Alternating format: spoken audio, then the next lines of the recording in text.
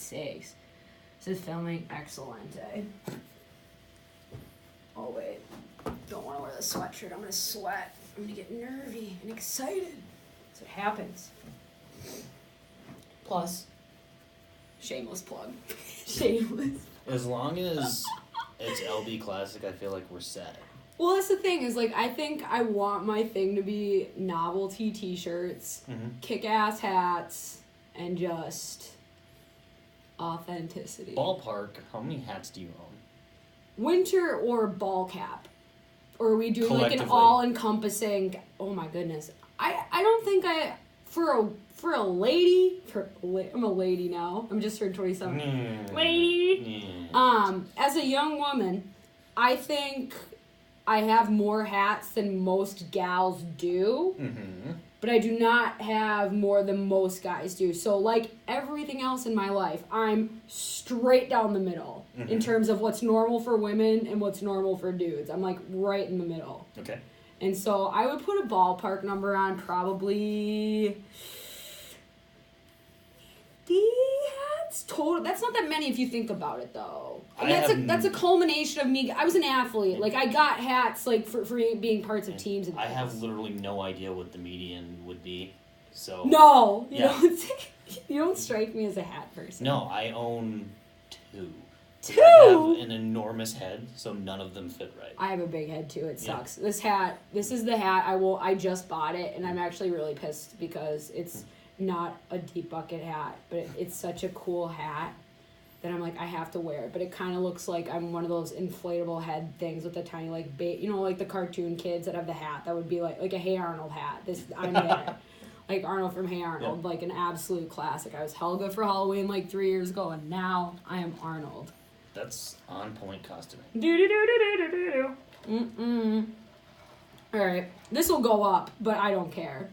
But this is the Someday Scaries with Lindsey Brown. I'm with Brendan Berger today, and we're going to talk some TV, but we also talk whatevs. So that's the podcast, that's the vlog, that's whatever this is. Johnny Carson does fit under the umbrella TV. Johnny Carson does. Yes. Now I have to post that video because otherwise nobody will understand the context of that. That was not by mistake. For a callback, for those of you that haven't seen, check out my social media accounts that I definitely did not write up on the whiteboard. At Lindsey Brown 35 on Twitter and at Linz Brown 35 on Instagram. I thought Ed McMahon was Vince McMahon and thought it was wrestling, and then I totally forgot that Johnny Carson existed. Do you know what I'm hearing too, though, is the association might be that, I like wrestling. So that might have been probably. I have a tendency to do that in general just because I try to figure out something that I kind of know some things about that you know a lot about so I can have that conversation, because I try to avoid talking about me at all costs for some reason. I don't know why. But I'm like, true. And that's the thing. And then also I want it, if I'm in a conversation with someone, I want them to be more comfortable than I am, because I know that I don't want other people to be uncomfortable around me, but I'm okay being uncomfortable around other people because that's just my natural, status. The martyred interviewer? Yeah, but, it's not a martyr. It's not awkward unless you make it awkward. And most people tend to make things awkward. I tend to relish the awkwardness unless it is someone else making a huge ass of themselves, or somebody doing handle the cringe. Bad karaoke is my worst absolute nightmare, and I'm not even joking. You can't handle the cringe, can you? I could cringe at myself. Not the self. I mean, the somebody else. Cringe. Secondhand cringe is my absolute nightmare, and it is what a time to be alive for secondhand cringe in many ways and shapes and forms. We have a culture that has made an art form out of secondhand cringe. It is, and I think that probably started... Do you think that probably started with MTV when they did, Scarred, and they did, the gnarliest injuries and stuff like that, and they would do the... Jackass? Jackass was before that. I was obsessed with that as a kid. Obsessed with that. Is there an LB injuring herself story doing something? Well, I have plenty of injuries, just like anybody else who grew up playing sports. But Jackass-style injury?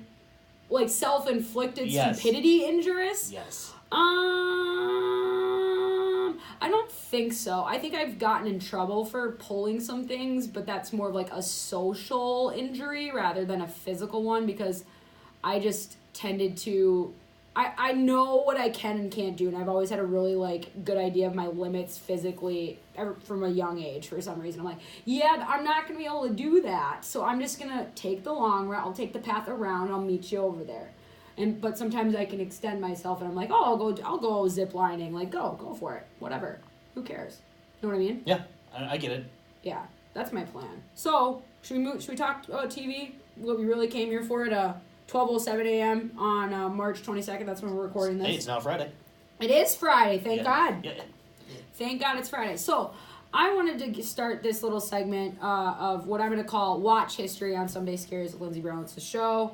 It's kind of like the sub-podcast of the entire network. This is a huge brain trust. Like, so much research and development, so much resources just dedicated into formulating this entire show for you and for me. What is our corporate euphemism for you? It'd be like multimedia content distribution network. Yes, and I'm a content curator.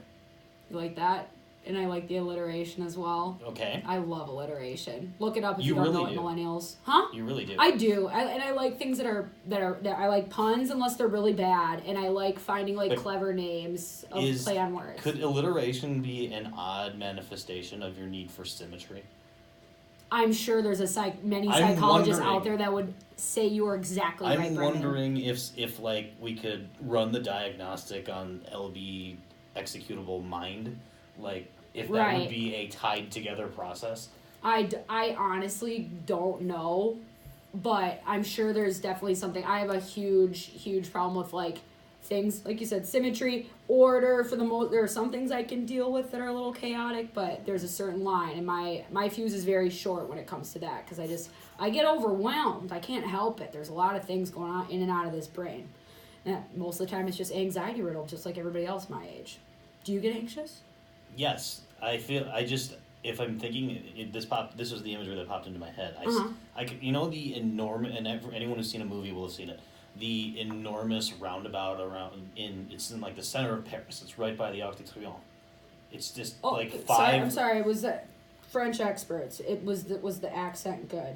Comment. I would be interested. Yes. Yes. Comment. It's like the 5-lane roundabout. Yeah. What Devil Wears Prada? Yeah. You know, Miranda, and they're just going around. Just, everyone wants to be us. That's what I'm seeing your thought process being like. Yes. Yeah. Rush Hour, except they just had the War of the Worlds replay, and nobody remembers it from 50 years ago. Mm-hmm. Over the everywhere on YouTube, not the radio, because radio's dying, guys. We should know this. Over YouTube, just red alert, and that's my brain at all times, unless I'm really on top of my meds and everything else. But now that we've gone around the topic 4 times, back to our TV viewing. Ergo. This is what you're gonna expect. Is like actually, we're gonna get there, but sometimes it might take us a little bit. But we want to keep it natural and authentic, and that just was a normal. Perfect QED moment. So like, what do you mean? What does that mean? Quoterat demonstrata. What is? You're the one who actually speaks Latin. No, I don't. I took a year of. I took 3/4 of a year of Latin. I took 2 years of ancient Greek. It means as is demonstrated. Basically. What he said. Okay. TV watching. Yes. Huge part of our lives. One of the main things that you and I connect on one of the best ways to avoid interacting with other humans. Yes, but also bringing us together, and obviously there's a lot of podcasts and whatever this thing is that we're creating out there that like to discuss TV. And we're just going to do it in our own way, and since we're new to it, we're just going to let it organically kind of come to us and just see how it goes. We're hoping this is history, right? Like. Yes. But we're hoping, like, discovery of penicillin history, not Hindenburg history. 50 years from now, when they go back to the annals of video, because by then we're just going to be these spirits, like, I'm picturing, like, what's the space movie with Matthew McConaughey? The Martian? Is it that one? Or that one? That one's Matt Damon's also in the one with the Matthew McConaughey, because he's the bad one that gets sent up there. Remember? Spoiler alert. Is it the McConaughey and Anne Hathaway one? No, that's Interstellar, and that's not. Is he in that one? God, there's a lot of spacemen. They all came out in the same year. Yep. Moving on. I think there are 3 types of TV watchers. Okay. Because TV is arguably the biggest medium in our culture, and I don't mean like TV as in the historical definition of TV. I mean consuming film or TV shows, and not film as the literal sense. film. Audio, but visual media. Yes. Content, curator. I think that, at least for me, I think that has the biggest impact on our society and also reflects our society the most right now, because obviously podcasts are big, music is big, but vision is the most, strong of our senses. At least that's what I think. At least nose, you can smell really well, right? Smelling is connected to memory really well. Nose is the most strongly connected to memory, but you tend to experience most of the world through sight if you can see. Especially these days with, I don't know, just the 10,000 screens we all have and just the obsession we have with keeping up to date with everything. With apologies to people who literally can't see. That sucks. Sorry. So you may not get as much out of this podcast. Right, you may not get as much, but don't worry, we will have plenty of more content for you coming up soon on the Sunday Scaries. You need to get a cash register sound every time you say content. That will be one of our target words, because we're not going to hide the amount of crap that people try to veil when it comes to the radio business or just media business, being like, we're going to hide this little subliminal message. Straight up, we're just gonna be honest with everything about. We're gonna shell. We're a shell. This is the best job ever. Anybody can do this. It's just not everybody has the balls to do it. That's the difference. So back to TV. There are 3 types of TV watchers. Type A are people who like to watch TV because they want to kind of check out. They want to zone out from the world. They want something that they can play in the background. They can go on Instagram too, that they can kind of glance up and maybe get, a nice little image of some eye candy. But they don't want to invest. Mm-hmm. I usually and there's nothing wrong with this. There's nothing wrong with any of these types of TV viewers, because everybody uses the medium for different reasons in different ways. Okay. I am not type A. I consider type A people are people who like to watch The Bachelor, like the reality shows, the Kardashians, where it's kind of you can watch the show, but you could also not watch it, but keep up with all the drama and on Instagram, all this other stuff. You don't have to full on. It's not just the show. Does that make sense? I will hold my comments on the types until I've heard all 3 from them. Okay. Fair enough. That's a good way to look at it. We're just working out the kinks of the watch history. I hear of Sunday Scaries. You're like, oh, I reset there. Look how much progress we've made. What a time to be alive. I'm so proud of you. So proud. And then there's type B or type 2. So these are types of people that like to watch TV that requires a little bit of intellectualism if they want it, but they also want some people that are really nice to look at, maybe a little smoocherson, maybe some drama, maybe some murder, maybe blood, whatever. I consider these show types of the Grey's Anatomy, the law shows, the kind of typical network primetime TV, those long arc stories, drama series, Emmys, they were winning 10 years ago, those types of shows. Mm-hmm.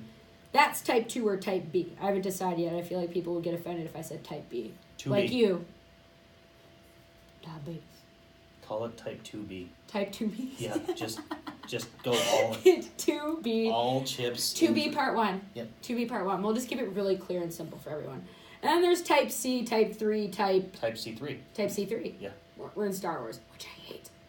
You caught that reference. Thank you. Oh my god, you reset a segment and got a Star Wars reference within a couple minutes. And you thought I was incapable of learning, applying it, and making it better. Should I just leave now? Is this not going to get better for me? No, I think you should bask in your own glory that you've built this product of... Is this the summit of achievement? Yeah. Because that's a depressing thought. That is a depressing golf claps thought. For you. Type 3. Okay. Type 3 of... or type 3C3 of TV watchers are the people that take a scholarly approach to television. People that invest in stories, that want to have their minds messed with, want to have not just a story, but they want a story within the story. So shows like Game of Thrones, Westworld, True Blood, those are all ironically on HBO. But typically premium network television shows where they documentaries are putting in this. Where they can show boobs and they can say whatever they want. Those are the types of shows. And I get it. There are plenty of really good network TV shows. I've been watching Grey's Anatomy since it came on the air in 2005. So I'm a hardcore fan. Christina Yang for life. And now she's on Killing Eve. Watch that now. I'm dead serious. Everybody should go watch Killing Eve. That's my pick for a show for 2018. We'll move that on to another time. But watch it now before we get to it again. When we get to it, I have an actual beef with the show. No! Yes. Oh my god, that makes me so sad. I can't. That'll be a And it's not even the show's fault. That's the worst No! part. I'm so depressed. But we'll move Okay. on. We'll go into that at a different time. But that's typically where I fall into. Now, none of these categories are mutually exclusive. You can be a Type C TV watcher, but sometimes you could dabble in a little bit of a Type A or a Type B. You don't know. It depends on your mood. It depends on what you're looking for. Because when I get, like, depressed middle of winter time, I tend to go to shows that are more mindless. Because then I can just be like, I'm going to waste time on my iPad or just go off and try to distract myself. I want to drown out the voices in my head for a little while. Okay, that was a personal revelation, but we're happy for you.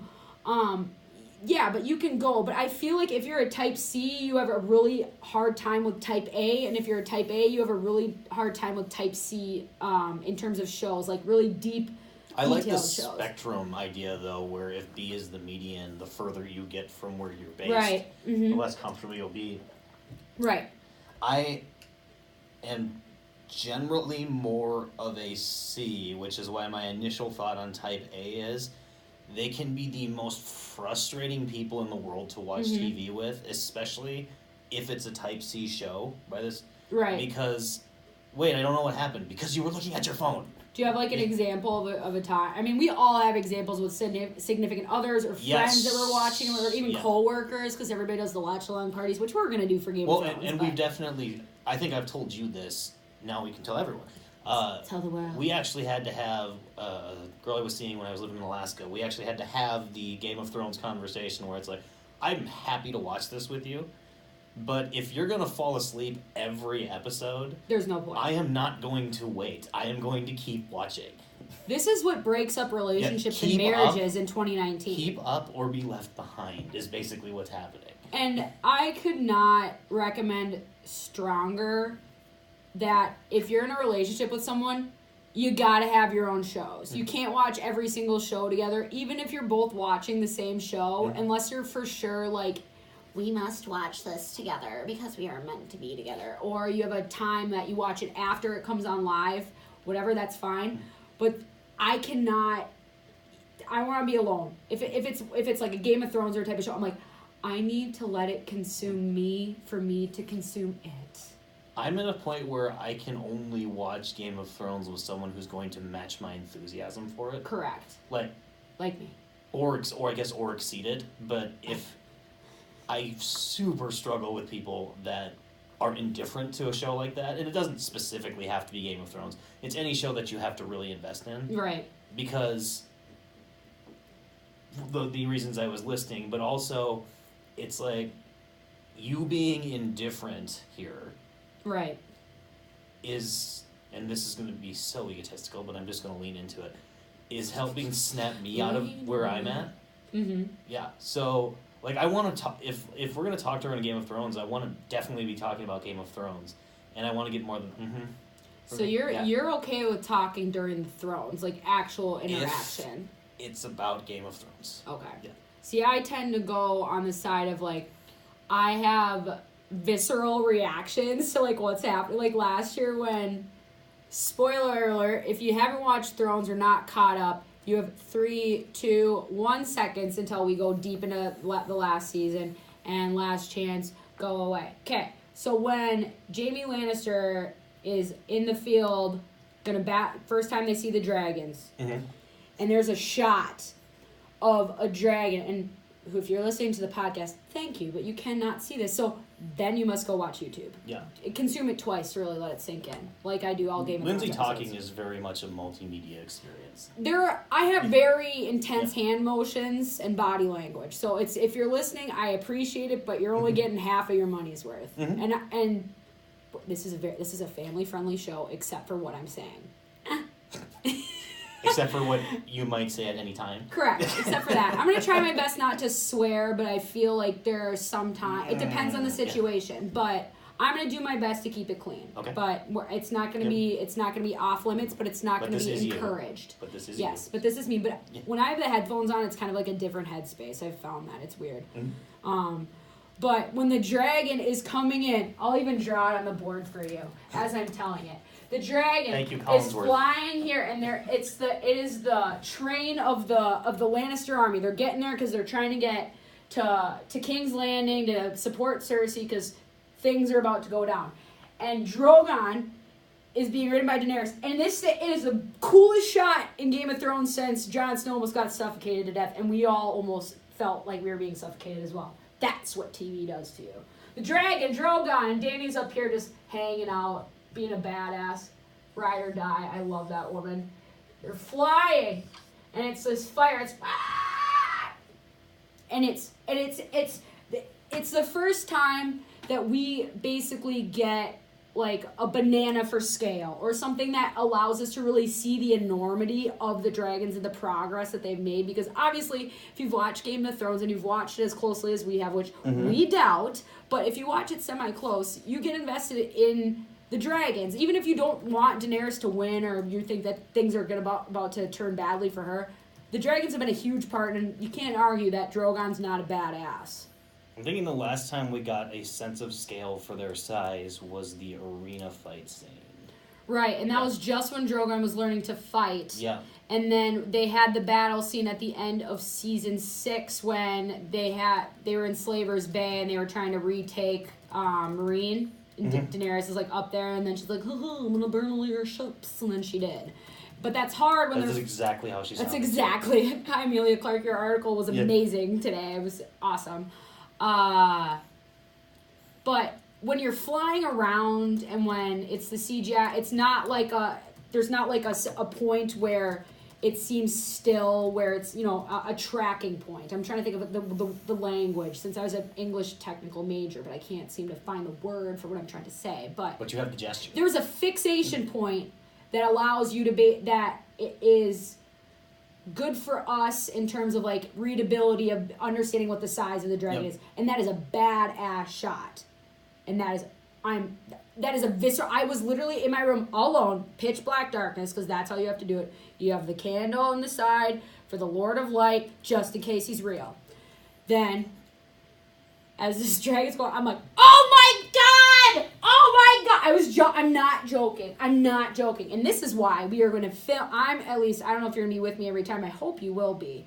I'm springing this on you now. Yeah, let's have a meeting. Yes, sign your contract here. Yeah. I will fill it out afterwards, but I'm going to be taping myself as I watch Game of Thrones live. I'll be streaming live. I know that there are copyright issues, so we can't do like a screen. I don't know what that is.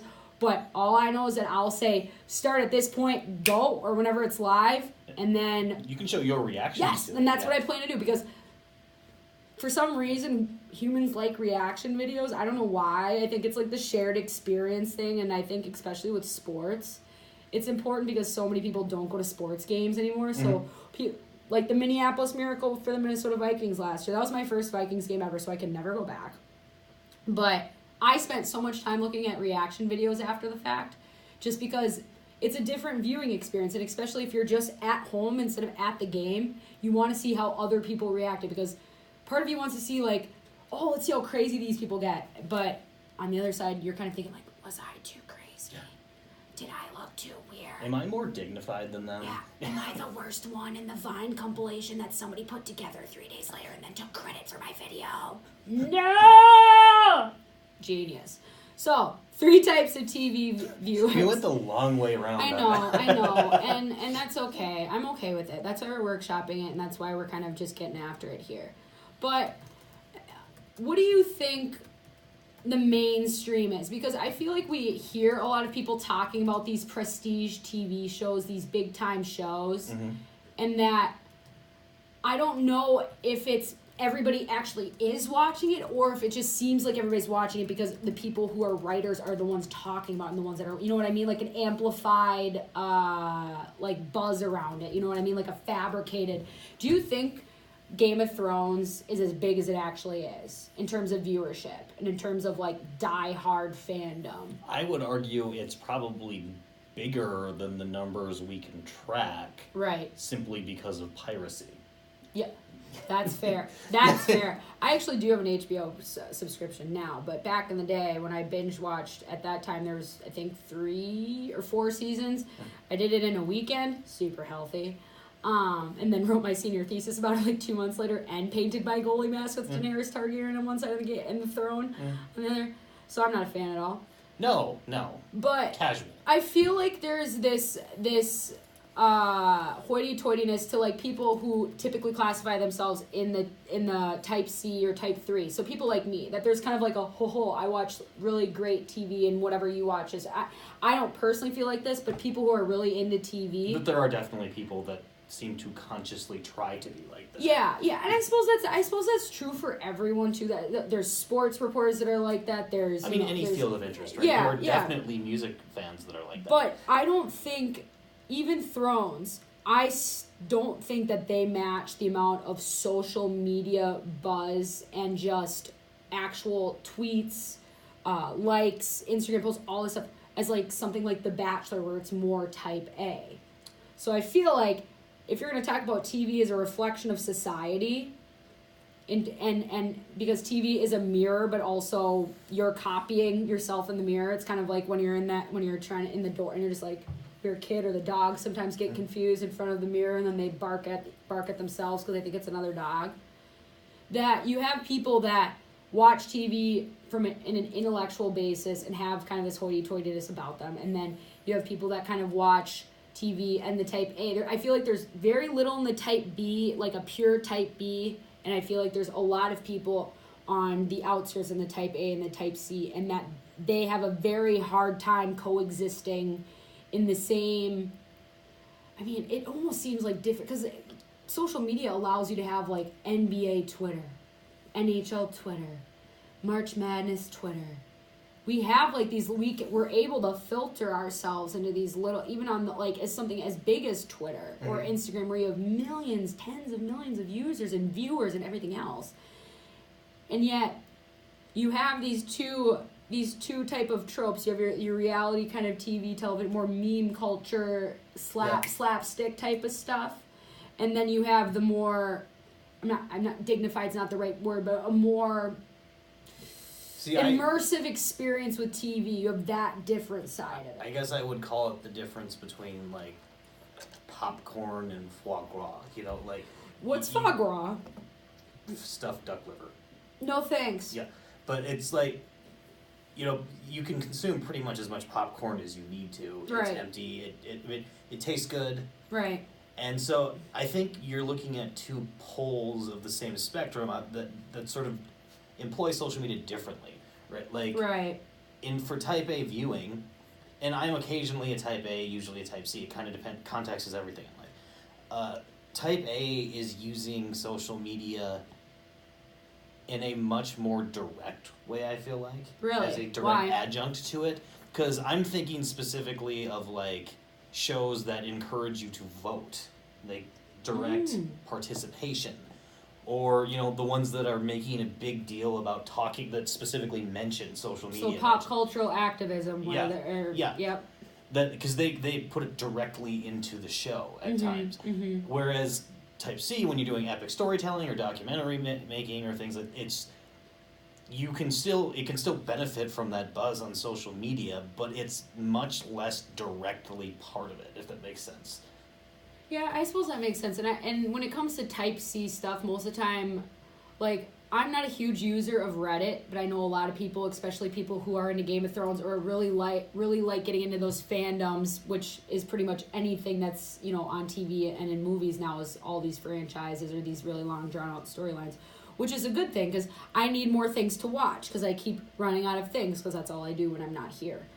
And watch sports. Definitely watch sports. Lots of sports. Is that it's really hard to get yourself into that community because if you're just entering it, or God forbid you start a show a couple seasons later than everyone, like if you're not there from like the inception, the premiere of the show, it's kind of intimidating to jump into that because you're like, you want to have a discussion. Mm-hmm. You want to have, I chalk it up to what I call hockey elitism in the hockey world, where in Minnesota we like to think ourselves, we're better than them. We're basically Canada, and we're a state of hockey. We pour our pawns under a rink, and we're okay with mediocrity. We'll still go to the game because we're still fans of the game. That's the type where it's hard to really break into that community, and people are turned off by it. They're turned away, and then once enough people get turned away, or I don't know if you've ever seen this happen on social media, publicly shamed. Oh yes, yeah.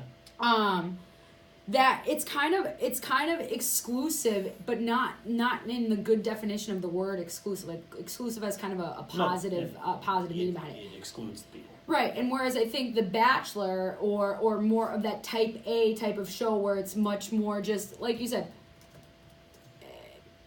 I feel like the what you were talking about beforehand was more type B look at it. I feel like type A is just they're trying to put a picture. They're basically just trying to put a picture of what today is, and not so much of you not put much work into the imagination, not put a ton into research outside of being like, Kim Kardashian's tweet was like super cryptic, or you have the American Gladiator shows or the different singing competitions. What is the shows. equivalent of the Bachelor type A programming for me? It's watching the WWE. So I'm thinking. See, I don't think of that because I'm not a guy. Because I'm thinking it's pretty much the exact same level of entertainment. Right. This is not cerebral, thought-provoking stuff, and that's not why you go to it. Right. Like, if you go to it expecting that, you will be disappointed. But you need a thread, because otherwise you're just a bunch of dudes in Speedos just... So, I mean, there's a narrative it all conforms to basic rules of storytelling. Mm-hmm. My larger point on the social media is that I feel like B, too, but A is... Crutch it has negative connotations, so I don't want to use that, but it's much more like this is a direct and organic part of what we're doing. Whereas with C, I feel like social media is something that can be used to reflect your feelings and be a mirror of them, but that's not something the show is courting quite as much as the other two. Right. They're looking for an investment, meaning time investment in research into the show rather than what you feel about the show. They want you to go research and talk about the show rather than talk about how you reacted to the show. Like that's not, it's not absent, but it's not their main bread and butter. It's much less prominent. Right. Yeah. And that's why I think people who tend to be a little more nerdy, tend to be a little more cerebral, gravitate towards that, because a lot of times those types of people tend to prefer investing their time in learning about other things rather than learning or expressing themselves. I'm not saying that they don't, but that's the way I feel. Is I'm really good at solving other people's problems, but I can't even begin to fathom how to deal with my own. You are typing extremely aggressively, might I add. You know what's funny too is that I failed my keyboarding courses in school. Isn't that fun? I wonder what the equivalent is today. Do they still do computer class? I'm assuming you do. You're how many years older are you than I am? I'm 31. Okay, so you're 4 years older. But that's that's actual considerable difference in our generation. Yeah. It's millennial. I would assume you would do even more on computers. I just assume they probably take for granted that you know how to use them. Kids already come in knowing how to do it. Kids start kindergarten these days and they already know how to read. Well, like my niece is she's in 5th grade and they're doing introduction to coding. So that's different from keyboard right, class. So what I'm thinking is they just assume you have a higher baseline of knowledge when you arrive. Right. Yeah. This is the great thing about this podcast, because I could go into all this stuff about schools, about education, about how crazy kids are these days in terms of having knowledge and knowing stuff by the time they get to school. It's insane. We are so stupid back in the day. Yep. We are unprepared, and we still And it's are. only going to get worse. Well, that's why I named this podcast Someday Scaries, because we always think that it can't get any worse, but there's always tomorrow. It always can. But there's also always tomorrow in a positive light, and we want to be positive, but it's a crazy world out there. And Someday Scaries, like most things that I really like a play on words, like Sunday Scaries, when you really start to get anxiety, when you have to go back to work the next day, and you're like, oh my God, the fun is ending. And then the abyss of the 5-day work week and going to the gym afterwards and slogging through that, and then convincing yourself to choke down some plain chicken breast with some broccoli that's a week old, and that's your next 5 days. And you won't see the light of any sort of positivity or happiness outside of just drowning yourself in some Netflix show until Friday. I feel like you just won an Oscar for this Thank film. you! Meryl would be proud. Yeah. Well, that wraps up our first edition of Watch History here on Sunday Scaries. So thanks for sticking with us. We'll be back with more. Mm-hmm. I don't know what yet. I don't know if it's tomorrow. I don't know if it's an hour from now. We'll see you later. Bye! How'd that feel, boss? Okay. It's hard.